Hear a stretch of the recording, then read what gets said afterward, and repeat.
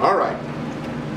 There's been a question that's been bubbling all week, especially throughout this temple, and it revolves around three things.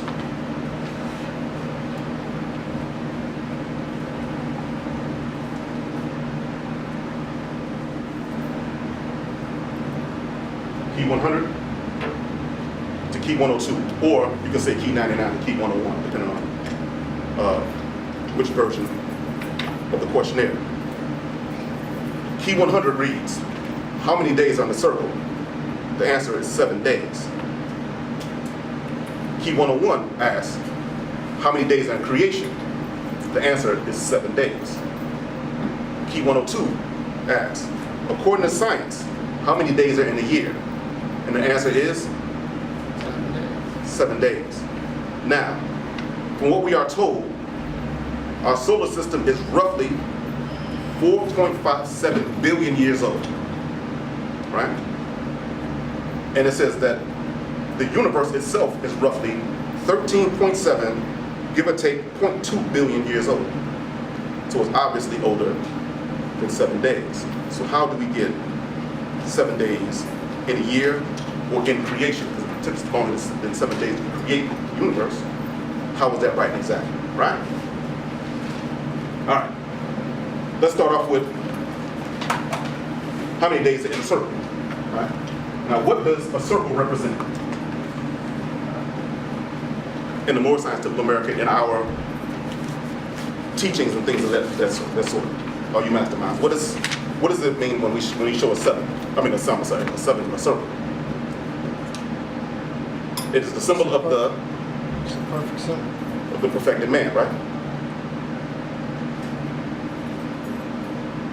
Why is this a symbol of the perfected man, and how does that equal 7 days? Now, in the Quran, it talks about, well, actually, let me read it. This Surah 7, Ayah 54. It says that, actually, we're not going to get to that. That's creation. We're going to start in the beginning of the 7. How does this equal the perfected man? Not just man, but the perfected man. And how does that fit into the idea of 7 days?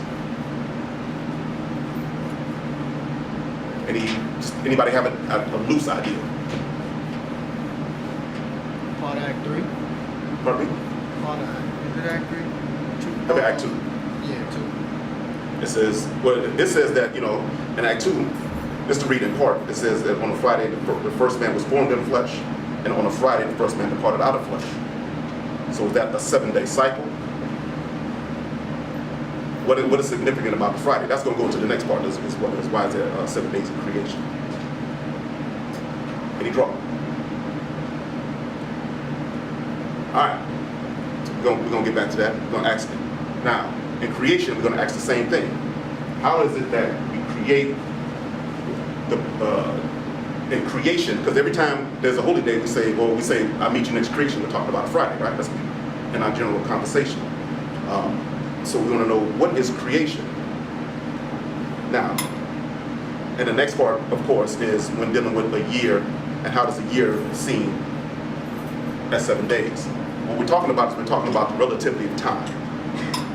We are taught that time is a straight line with little events happening every once in a while. These events never come back around. It happens once, that's the past, and you keep moving. This is not really our mode of thinking when it comes to time, or should not be our mode of thinking when it comes to time. Our thinking of time is circular. All right? Anybody, I need a mastermind to show me where this point actually begins.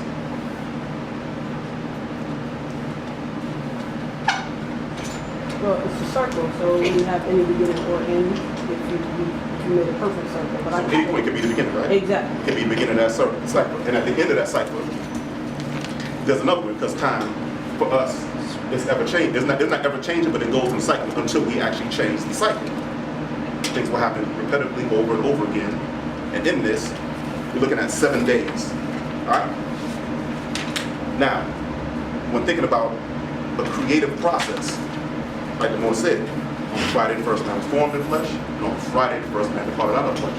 A 7-day cycle, right? In the Quran, in Surah 7, Ayah 54, it says, "Indeed, your Lord is Allah, who created the heavens and earth in 6 days and then established himself above the throne. He covers the night with the day, chasing it rapidly, and the moon and the stars, subject to his command. Unquestionably, his is the creation and the command. Blessed is Allah, Lord of the worlds." Also in Surah 50, Ayah 38, it says, "And we did certainly create the heavens and the earth, and what is between them in 6 days. And there touched us no weirdness." And of course, the us, we're talking about the 7 eyes of Allah, the creating process of the universe. When we're dealing with a cipher or a circle, if you're not, well, in certain instances, let's take the 7 days off of it. It could be any amount of days. It could be 1 day, it could be 2 days. It's about relativity of time. It's not about an actual time span. So this right here is a process, and we're going to get to the process of the perfected man, because it's not just man. It's not just any man that represents this symbol. It's a man at a specific stage in his life. All right? Now, we talk about this. We're talking about what's considered an age, because we know that in ages there are many different types of ages. Now, one is, of course, we talk about is the age of time, like we talk about we're in the age of Aquarius, and we talk about those things, right? What it is, what we're going to,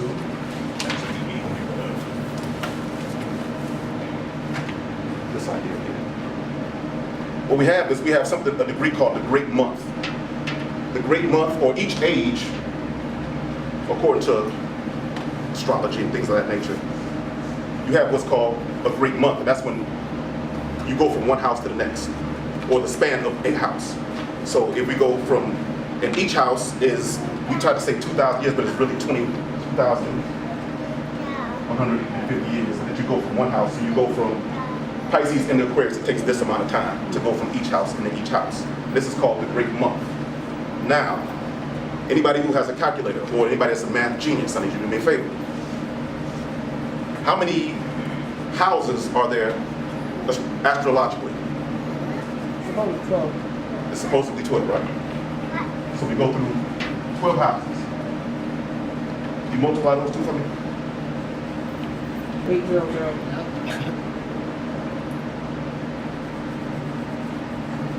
This is what's called a great year. Now, that's not 365 days, obviously, but it's called the great year, just like that's not 30 days of a month, whatever. This is considered the great year. This is when you go through all the houses of the equinox. Now, this right here, sidebar, holds a key to what we talk about the 50,000 year piece. The length of our flag, and the dates and things like that. Our flag is 50,000 years old. This is actually a key to that. I'm not going to give you the whole key. That's just the key into it. All right? Now, let's go through the ages. Because what we have is we have a situation where it going through each house, we call it the precession of equinox. It goes back through the zodiac backwards over a span of roughly 2,000 years, or 2150 to be closer, to be exact. Each house, every 72 years, position of the stars change 1 degree every 72 years. And that in itself is a key to the 5 points on the flag. But that's something, I'll let y'all figure that one out as well. But y'all see that, all right? Let's go through some of the ages that we know of, or that we've been told of. We have the age of Leo. Leo was supposedly 10,000 BCE for Common Era. Leo is known, the key words of Leo is I will. And they said that human domination of its environment happened around 10,000 before Common Era, or BCE. The next is the age of Cancer. Cancer is roughly 8K, or 8,000 BCE, right? This is supposed to be, or the key word for Cancer is I feel. planetary governor, for lack of a better term, is the moon. And this is supposed to be a time where the people really started studying the moon and the moon's effect on themselves and started, knowing how to worship and XYZ according to the moon. The next is the age of Gemini.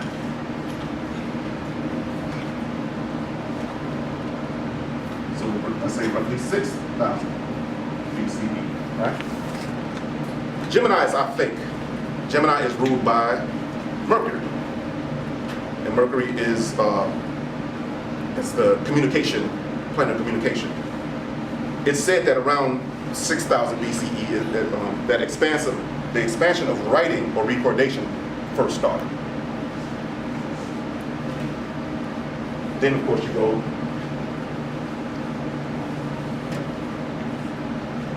Taurus,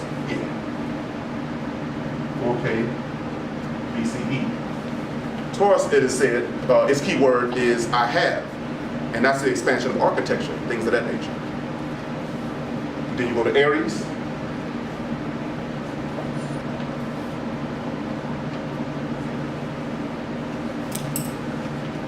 Aries' key word is I am. And this is the beginning of what we consider the Iron Age, the age of iron, weapons and warfare and things of that nature. Really picked up around the time of Aries, right?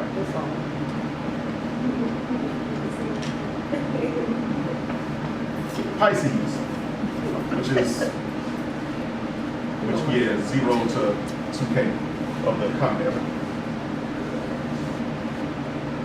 Is I believe. That's his key word. Yeah, we know about Aries. It is the expanse of religion and Christianity really strong around the world. This global domination and things of that nature. And then there's Aquarius.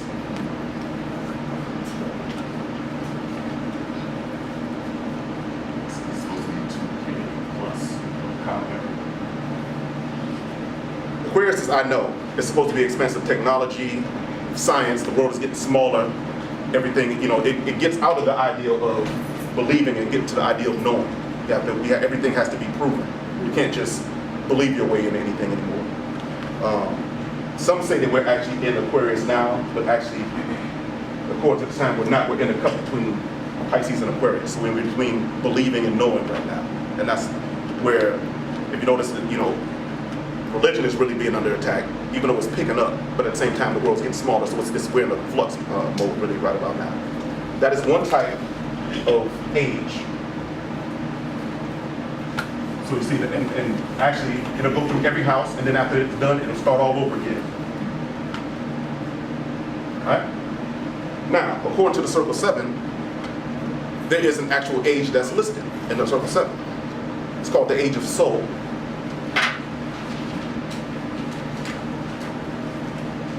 More specifically, the preparedness for the Age of Soul. In the Most Holy Quran, chapter 2.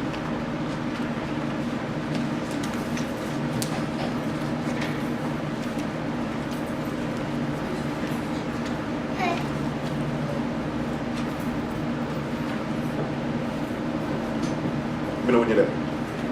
What's on? All right. Chapter 2, verse 10.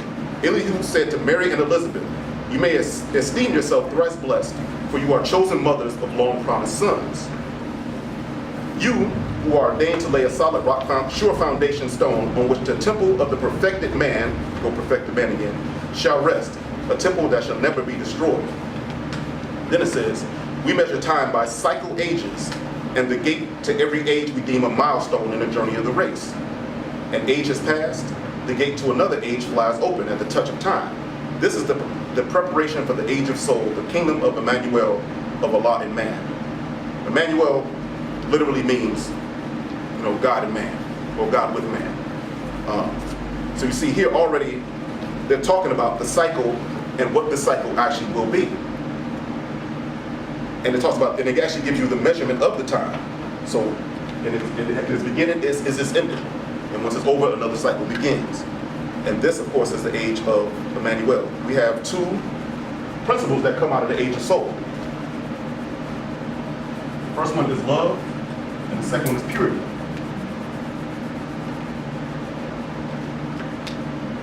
Skipping to verse 18, when it's talking about justice, it says, teach them that Allah and man are one. but that through carnal thoughts, words, and deeds, man tore himself away from Allah, debased himself. Teach that the holy breath will make them one again. So you have this thing called the holy breath that will make them one again, restoring harmony and peace. That naught can make them one but love. That Allah so loved the world that he had clothed his son in flesh that man may comprehend. All right. Allah, it says, let me read this part again. Allah so loved the world that he has clothed his son in flesh that he may comprehend. What are we speaking to in that?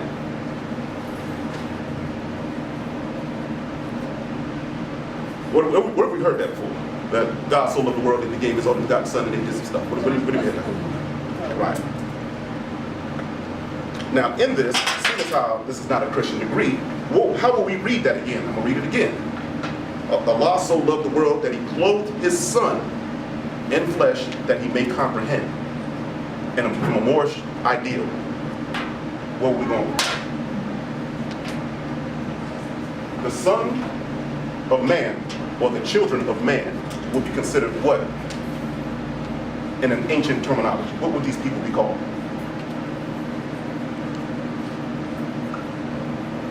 Lord. Boy. Oh, because it's It means of the Father. Yeah. So when we're talking about that Allah so loved the world that he gave his son, the son that we're talking about, or the children that we're talking about, is us. Look at it like this. The Moors went to Spain, had wars with Europe, right? At a certain time, the Moors could have let them wipe themselves out. To not go into Europe would have killed all the Europeans. That's what's said. Like they were, suffering from some serious disease type situations. Okay. Who was the one that came and cleaned them up and did that whole thing? Well, the Moors, right? Mm-hmm. That's an example. Now I know that it's not the cool thing to think, or to think of yourself as a savior of humanity in a certain way, but those are our ancestors, and that's the things that they did. They had a specific want, need, and a function, and that's why you have Moors here today. Right now, it's the same thing over and over again. It's the same cycle. The cycle hasn't changed. Just the condition of the cycle has changed. We'll get to that. All right, so in that, chapter 2, verse 20, is talking about, that we call it the Moab degree, or the Moabite degree, in that. All right? And it also says in 21 that the only savior of the world is love. Now, love as we know it is the process, by reading this, that will bring Allah and man back to one. It's this thing called love. That's our first principle, right? Now in that, justice represents love. If you believe in justice and or not, it doesn't matter. It's about the process. It's not about necessarily the person. This process is the thing that we have to really start looking at. And when we take the people away and look at the process, it becomes very clear about the significance.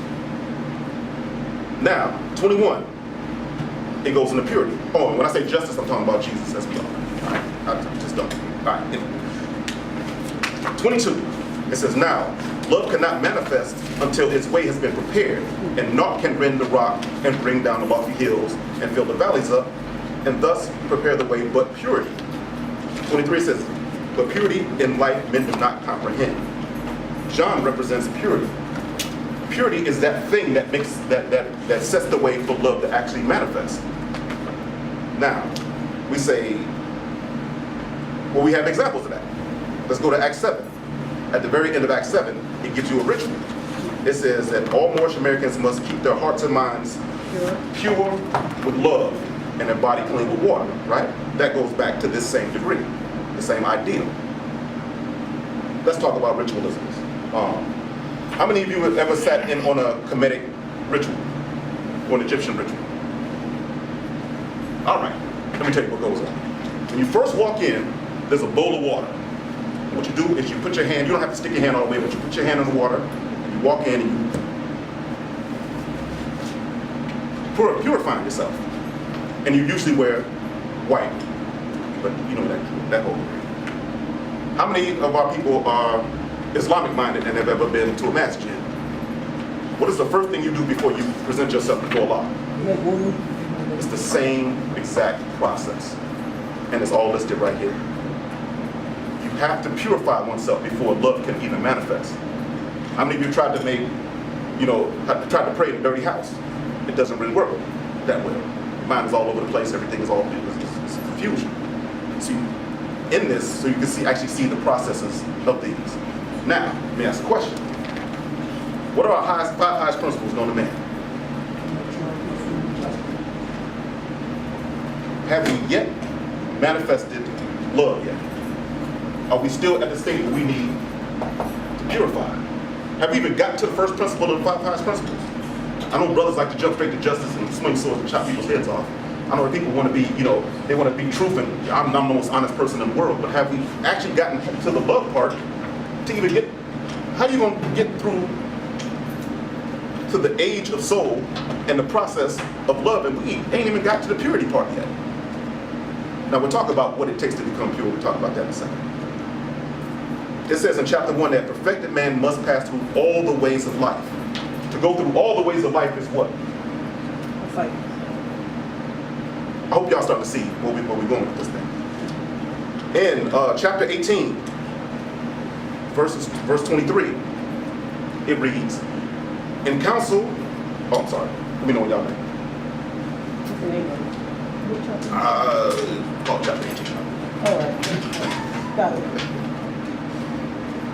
Verse 23. In council, all the masters sat and talked about the revelations of the coming age. When she, the holy breath, we talked about the holy breath before, but she, the holy breath, shall fill the earth and air with holy breath and open the way of man to perfectedness and endless life. That we are the perfected thing again, the end of that process. Chapter 19, verse 27. It says, the problem of the age has been solved. So the age, obviously, it's a circle, right? We're going to keep going back to that. Has been solved. A son of man has risen from the dead, has shown that human flesh can be transformed into divine flesh. To you, I come, the first of all the race to be transmuted in the image of Allah. That is the purpose of the age of soul, or the preparedness of the age of soul. That is the cycle. That is the cycle. When it talks about the age, this that upcoming age, we measure time by cycle ages. That is that age. He fulfilled that age. That's why when we take all of our dislikes of a certain name off of this thing and see the process, and see that he actually manifested that process. And then right there he says, well, what I've done, you've been able to do in X, Y, Z, blah, blah, blah. This is what it's all about. It's about the process and the age, and he was able to change himself from one age to the next by mastering this process. In chapter 1, it says that man will be fully saved, redeemed, perfected by the things he suffers on the plane of flesh and on the plane of soul.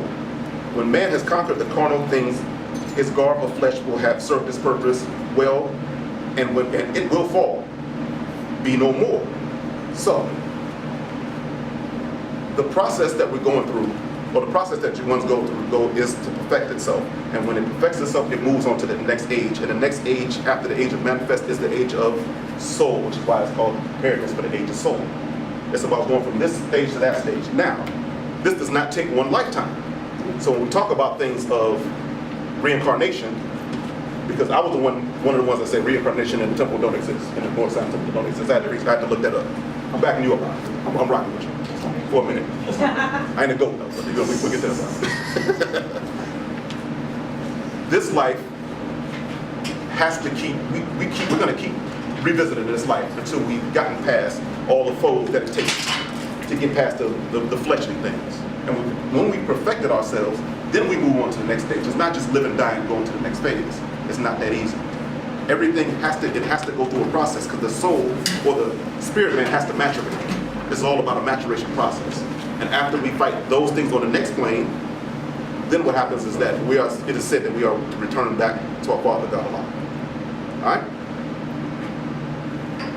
Now, there's a question that I'm sure everyone is asking, because we have to bring this thing up to nowadays. This one, the question is with all this information, how long will it take for us to be, come up under the yoke of the European? And what keeps us in this paradigm? Now, who can answer the question, how long will we be under the yoke of the European? Because we've been fighting this foe for a nice little minute. How long are we to be in this process? There's the easy answer. How long do you want to be in this process? Exactly. No, I mean, it's just that easy. What keeps us in this paradigm? It is a book called the Kybalion.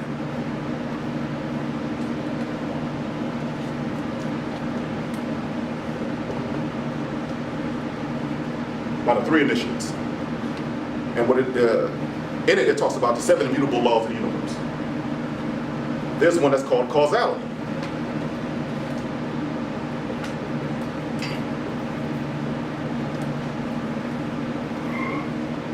As it reads, it says, every cause has its effect. Every effect has its cause. Everything happens according to law.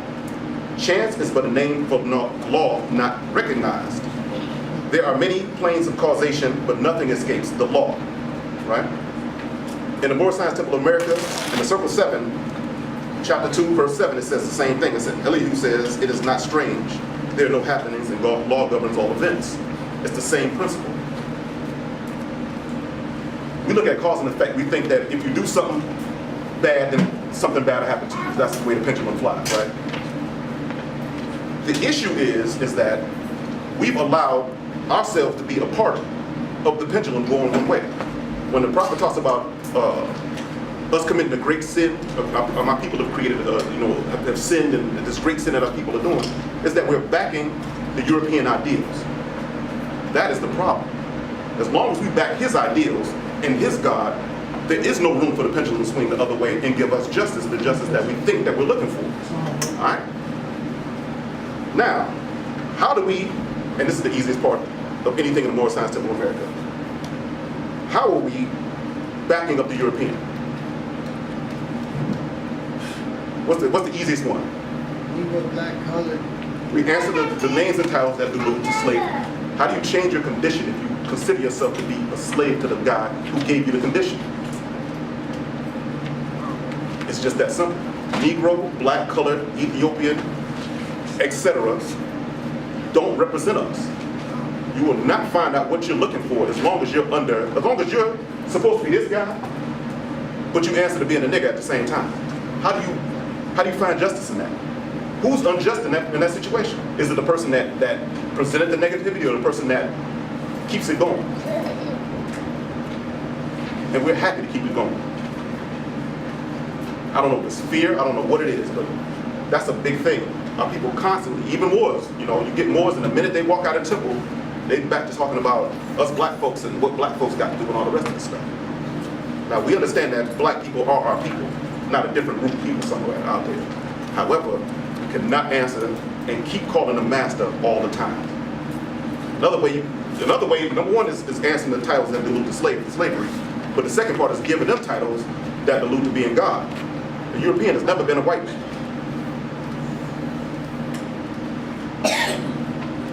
How did he get to be white? Anybody got a vibe on how he get to be white? He called himself white. By being taught. And of course, what does devil sometimes call himself? It's just that easy. We got to take back from him these things that he put in it. Because remember, these are his definitions. These ain't our definitions. Not necessarily. All right? Also, the second part, and this is the part that our people do not want to answer to.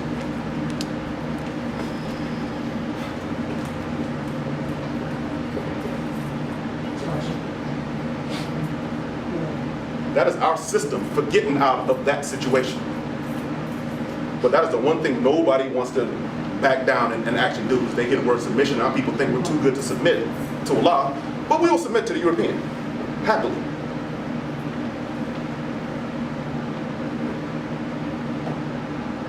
This is a book called The Rising Tide of Color Against White World Supremacy by a guy named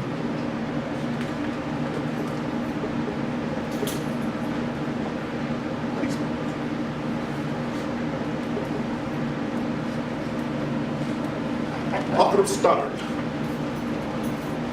He wrote this book in 1920. It was copywritten from 1920. I read the title again: The Rising Color of Tide Against White World Supremacy. In chapter 4, which is the section for chapter 4 is called Black Man's Land. On page 94 and 95 it says, concerning Islam's steady progress in Black Africa, like this, there can be no shadow of a doubt. Every candid European observer tells the same story. Mohammedanism can still give the natives a motive for animosity against Europeans and a unity which they are otherwise incapable. Do I need to say anything else about it? If you want to find your principles in the fashion that they're already set up, they've already been set up. The system has already been set up. It ain't somebody else's system. It's ours. And all we have to do is reclaim our stuff. Everything goes back to stuff. So now, going back again to the beginning. How many days in a circle? How many days does it take for man to be perfected? Because that's what the symbol of perfected man. It's a cycle. And it's, it's said that cycle is 7 days. Because that's the age of preparedness for X, Y, and Z. How many days are in creation? It's the same thing.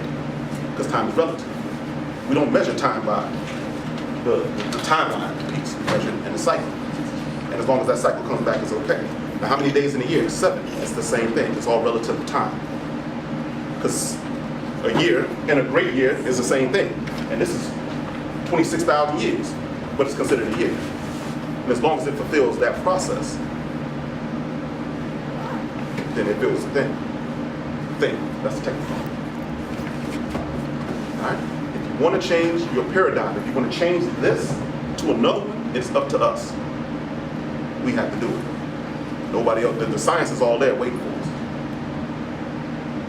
Any questions?